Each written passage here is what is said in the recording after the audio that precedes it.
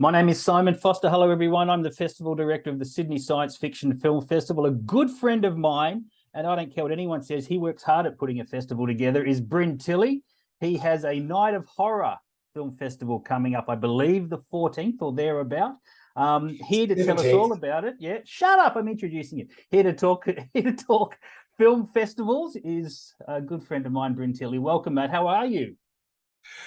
Look, I won't lie to you. I'm a little under the weather. The stress of running a festival almost single-handedly has decided to weigh down a little hard now that the program has been launched. Oh my goodness! All right, so you beautifully segued into the program there, as you're very good at doing.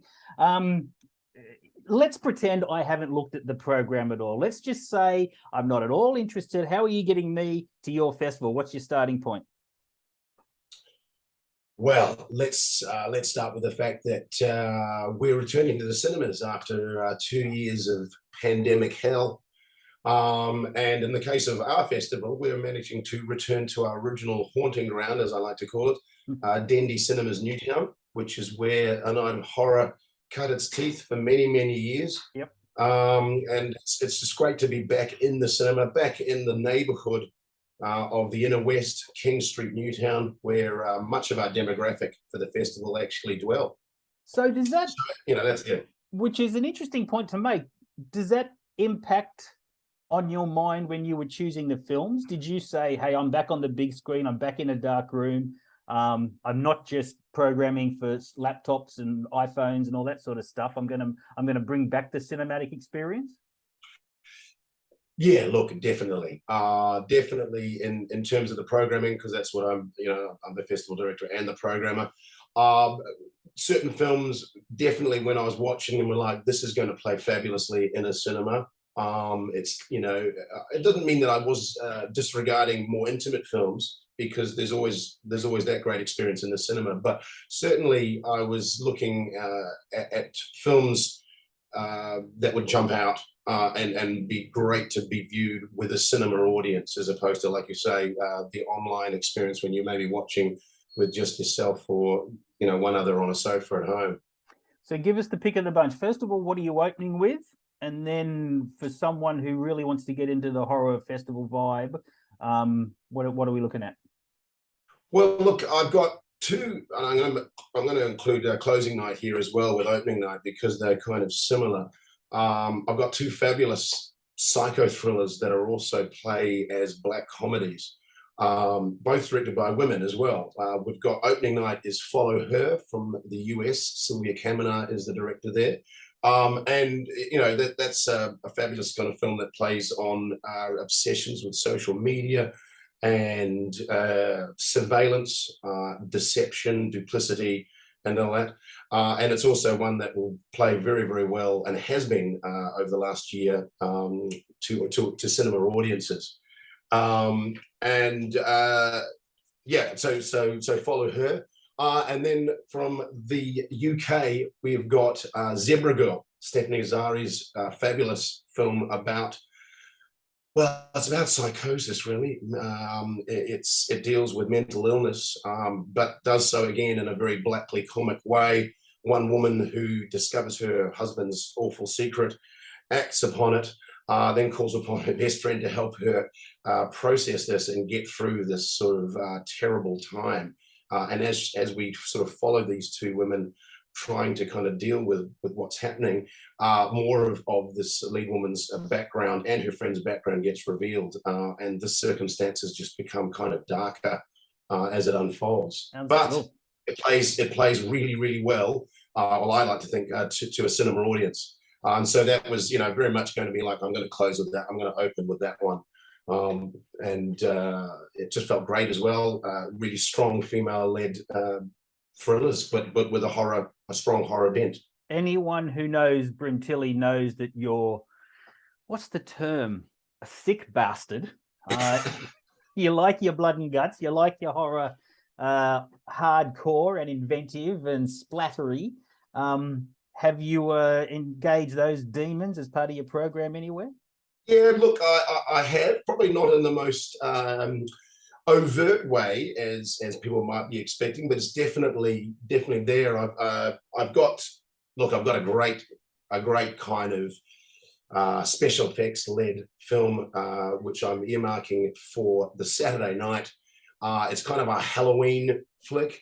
We're encouraging people to dress up in Halloween garb, and we're going to have prizes for best spookily dressed. It's called Two Witches, from the US. Pierre, I'm not going to try and actually pronounce his surname because I'm probably going to get it wrong. It's just this crazy multiple narrative kind of film following a matriarchal witch that has sort of passed her legacy on down to her daughter, and now we're seeing the people that are directly being affected by this malevolence, and it's got some fabulous gore gags. The interesting thing is I saw the trailer for it much earlier in the year and was completely hooked by the trailer, only to discover that in one of those kind of quite cool cases, the trailer is completely different to the film. Almost none of what happens in the trailer actually is in the film. Wow, well, that indicates some kind of production drama, doesn't it? Or some kind of reshoot or re-edit or something. Yeah. I mean, it's certainly hooked me in, and it did its job, you know. But then watching the film, I was anticipating a certain scene that never came. It still delivered, obviously. And it's also one I should point out to those that are planning to come to stay to the end of the credits, because there's a really effective post-credit sequence at the end there. So certainly with, you know, my love of practical effects, that one there really shines. But I mean, I do also have in the program some fairly confronting, very brutal films that you know, you need to sort of, I suppose, have a fairly strong sensibility coming into them. There's a Denmark one called Rotten Flowers, which is a tale of it's a tale of vengeance, but with a different angle. Two sisters, I won't say too much, and their childhood past that comes back to haunt them both in different ways. And it reminded me, in the way that it's shot with its naturalistic acting, and it's and beautifully acted, the early films of Nicholas Winding Refn, like the Pusher films, which sort of felt like you're almost watching a documentary. Their naturalism and that. The Scandi regions are putting out some of the best horror films I've seen in ages. Hatching came out. There's one coming up on Shudder from Iceland, which I'm very excited to see. Look, it's totally. I mean, there's another one I've got. Part of the world. Yep, there's another one called Logger from Belgium. Yep, yeah, exactly. An unusual film. It only runs just over an hour long. It's almost avant-garde. It's got this kind of crazy complex narrative where we're shifting between different perspectives of one event, a bit like Rashomon, the Japanese film. And you know, it centers around some obviously horrific murder that's happened that we only ever get to see the aftermath in glimpses. A mutilated body in the forest, and these different people that are passing through the forest, and the way that they're kind of processing this and the way they're interacting with each other. It's pure cinema in a way, but it's demanding, but in a really rewarding way when you get through it. How did you find the shorts films this year? Because I know you had a lot of submissions. I for my festival, I had maybe half the number that you did. But we had discussions along the way that spoke of the state of short films, how inventive they are, how they're not very short anymore, quite frankly. Don't get me started on that one. Tell me about the hours you spent and the content you got in programming shorts. Yeah, well, yeah, I mean, you know, that sweet spot, I suppose you could say, of the 7 to 8 minute short film is almost a thing of the past now. And I think, you know, without going off of too much of a tangent here, but I think streaming TV has got a lot to answer for in terms of up and coming emerging filmmakers thinking now. Was like, you know what, I think people are pretty used to binge watching or watching, you know, episode after episode. I can get away with a 35 minute short. Okay. And it's not saying that there are very good long shorts out there, but you have to kind of weigh in, you know, those filmmakers are taking a bit of a gamble, because not every film festival is going to have the time and space to show those kind of films. And you know, you are biting off a lot to chew on. you know, that said, yeah, like you said, we got a record number of submissions, and you know, there are some incredible filmmakers out there. I think one thing angle I like to come on as a programmer is, you know, with the short films, is looking at them in terms of, is this a filmmaker that feels like they're going somewhere or they're on a trajectory? Yep. And we're seeing sort of the early stage, and we're going to be seeing some amazing features a little bit further down the track. So you're kind of, you know, you're providing a bit of a platform for part of their journey. You know what I mean? So I do certainly weigh that in when I'm programming. It's like, you know, I think this is a person to be sort of getting audiences to look at, because we're going to see some even more amazing work a little bit further down the line. Let's talk about being a festival director in the current climate. You took over Night of Horror. You resurrected Night of Horror a couple of years ago. I came on the scene with Sydney Science Fiction Film Festival around the same time, or the year after, I think it was. We were then smacked across the face with COVID. Tried to make it happen. I was lucky. I got 2 live events happening.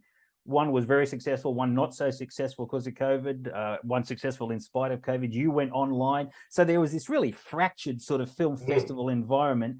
Is it, and I'm just off the back of our third one, which was quite successful, is it resurgent? Is there people out there, and is it easy to find people out there to come along to these niche genre type of events? Look, I'm, you know, on a positive tip, yes, I do. I think, I mean, 2 years ago when we put the festival on at the Actors Centre, and that was sort of the first time we were starting to get people back a little bit into the cinema, but it was obviously under restrictions with limited capacity. The feedback we got from it was very, very positive. There were people like, oh God, it's so good to be actually in an audience, having an opportunity to talk about films after a screening, or talking about films before a screening, you know. So that was very positive, and it kind of followed through into the next year, or the beginning of the next year, when we were all feeling very positive about we're going to be back in soon. Of course, then Delta hit, and hit hard. We were unfortunate, you know, that because of the Actors Centre, that was not a purpose-built cinema, it was a drama school, and so they already had a backlog of courses and students that they needed to kind of process. And so, you know, the venue was no longer available. And then it was like, well, I've got really the option to postpone until the new year, which wasn't an option really, cancel, which wasn't an option really, online. And so going online, you know, yeah, as you know, it's hard because you don't have that immediate correspondence with filmmakers and audiences. Sure. You're doing it sort of, you know, by proxy, and it feels disconnected. Yeah. That said, of course, those people that were involved were very, very, you know, glad that they were involved, and were offered great feedback. Coming out of it, I was like, well, you know, yeah, what's in store? Do we still have a cinema audience? I like to think so. Yes, I do. I was asked, are you going to be doing an online contingent? And I've decided not to do that, because I just think, well, it was tough. It was hard, wasn't it? It was a really tough ask, and it was marketing for an online community. You're up against, people make their decisions what to watch at home in the moment, and unless you're in their face at 8 o'clock on a Friday night, nobody's really planning 10 days ahead what they're going to watch on Friday night in 10 days time. Right. So you can boast about your program and catch people's attention, but unless you can remind them at that exact time, and by doing that, you're up against the Netflixes and the Amazons and every other decision they're making from their couch. So it's hard, and that extends to the cinema as well. I mean, to getting people into cinemas. I won't mention his name, but I had a fascinating discussion with one of the heads of one of the major distributors, who launched a mid-level film into cinemas, wide release, $1.5 million ad spend to launch the film. Nobody went and saw it. And I don't want to use any names, Idris Elba's beast, but Nobody went and saw it. So Yeah. I'm here sitting, we sit at home in our couch and we punch out Facebooks and tweets and Instagrams to get people to come along. And we're fortunate in our audience is very well versed in that. Like they'll find us on those platforms. But once again, getting them from their house to the cinema to see our films is the challenge, I think, of what we do. Totally. Does Sydney have Bryn, does Sydney have a problem with that? Is that a Sydney thing? Because I ran my first Melbourne session this year. Yeah. And I did better out of the 10 sessions I ran in Melbourne than all the other sessions I ran around Australia. And I just think there's a more cinema going festival culture in Melbourne, whereas Sydney is this vast expanse. You've got to try and impact people in Bondi and Hurstville and Campbelltown. And you do. I mean, I know, you were down on George Street event and certainly post-COVID, and also obviously the change in the way that public transport works down there now is, there's a sense of desolation a little bit. I mean, that might sound a bit harsh in a way, but there's certainly, that whole foot traffic thing. It's hard work down there, which was one of the decisions I made coming back to Dendy. I was also thinking about the Ritz Ranwick, and weighing up, demographic, foot traffic. And I think, I mean, obviously as another film festival programmer, we're wanting to, our vision is to provide an entertaining experience, but also trying to kind of provide a kind of a bit of film education without wanting to sound pretentious, but just providing films that audiences might not necessarily know about or see elsewhere. And when we're presented with this sort of uncertainty with people wanting to kind of commit to cinema, you start sort of almost second guessing some of your programming, because it's like, well, hang on, is this the film that 3-4 years ago I would have had no qualms about programming? It's oh yes, it's a bit sort of, it might be a bit arty, a bit intellectual, but it's going to go. And then you're coming around going, is this one where someone's going to look and go, oh, I think I might give that one a swerve. It just doesn't feel like sort of the type of thing that I'm going to kind of go out and have a good time in the cinema. Like watch that on Netflix. Yeah, you're up against it. I'm going to put you on the spot. Yeah, I love doing this, and then I'm going to highlight this bit later on to show everyone just how uncomfortable you are. You and I disagreed on the programming of retro titles this year. You decided not to. You almost had a great title last year, but then had to pull it because of the online condition. So you're not averse to it. Whereas I programmed 2 retro titles this. Hey, you did 3. Did I? What did I do? Or was it just 2? You did Star Trek and you did Brainstorm. Wasn't there a 3rd one?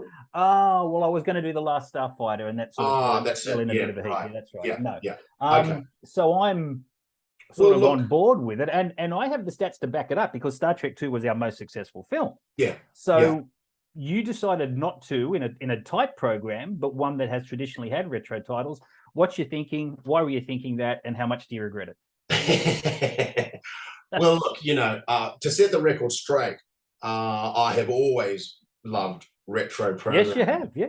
And I would badger Dean Bertram, the festival's original director and founder, every year, letting him know what anniversaries there were coming up, what he should be doing.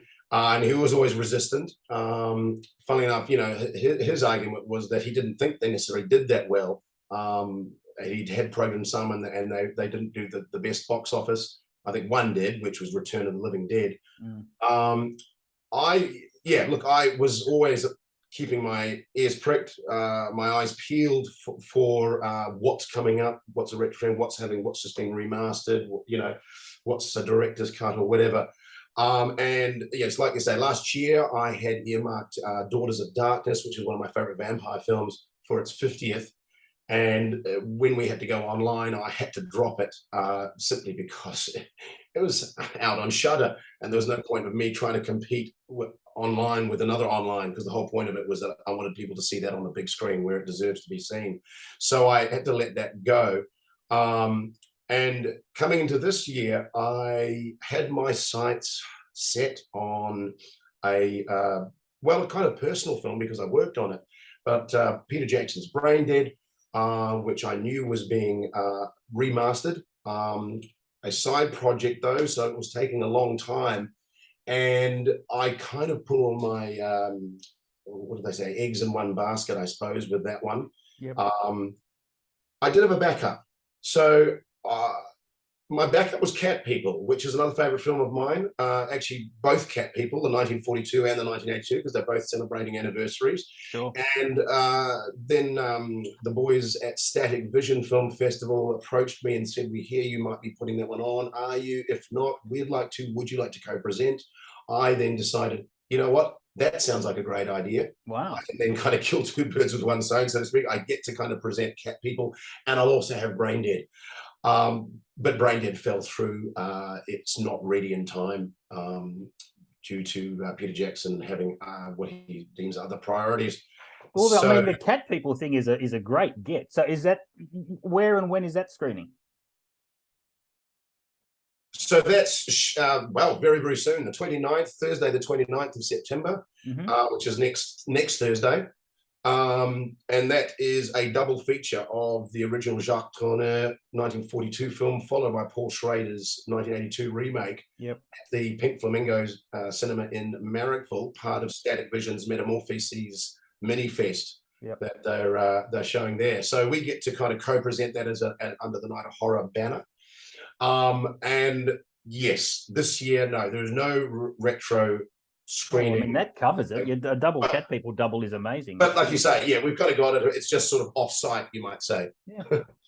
So are you, like me, doing this by the seat of your pants? Do you have a year-to-year plan, a year-to-year vision, or you just come to your annual festival and say, okay, I've got 200 films I've got to watch. I want to screen this. I'm going to try and get that. I think this is going to work. Let's see how it all falls, and bon voyage. There's certainly obviously an element of that. I think we're all sort of flying by the seat of our pants a little bit. But like you, I also have a bit of a vision in the sense of, you know, obviously with your festival, you know, you've kind of come starting from scratch, although you're obviously involved in another festival similarly as a programmer. I'm kind of taking over the reins of an existing film festival that went through a little bit of a hiatus, and you know, wanting to now impart my own vision and broaden the scope a little bit, touch into areas where maybe the festival hadn't gone as much in the past. So in a nutshell, yeah, look, I like to think that I'm helping the festival grow and become, you know, push it up on its trajectory. That said, you know, you don't know what each year is going to hold in terms of content or submissions.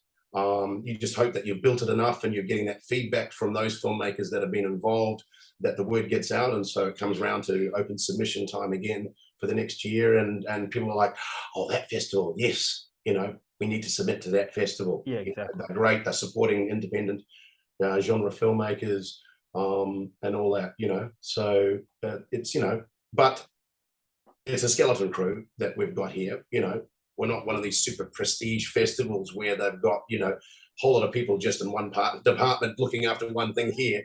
You know, we have a small crew of people, very small. And you know, I've got like sort of 10 fingers going into the various pies here trying to kind of pull it all together, and as my hoarse voice is indicating, something, you know, the body's sort of going, God, are you going to give yourself a break at some point? Yeah. All right, I'll take a break. I've talked to you enough. That's plenty. What are the websites and what are the social medias they've got to go to see your harebrained schemes? Yeah. Festival site, anightofhorror.com. That's where everything festival is. The program is up on there as well. And there are direct links from the program there that take you through to Dendy, where you can also see the full program, but that's where you buy your tickets on the Dendy website.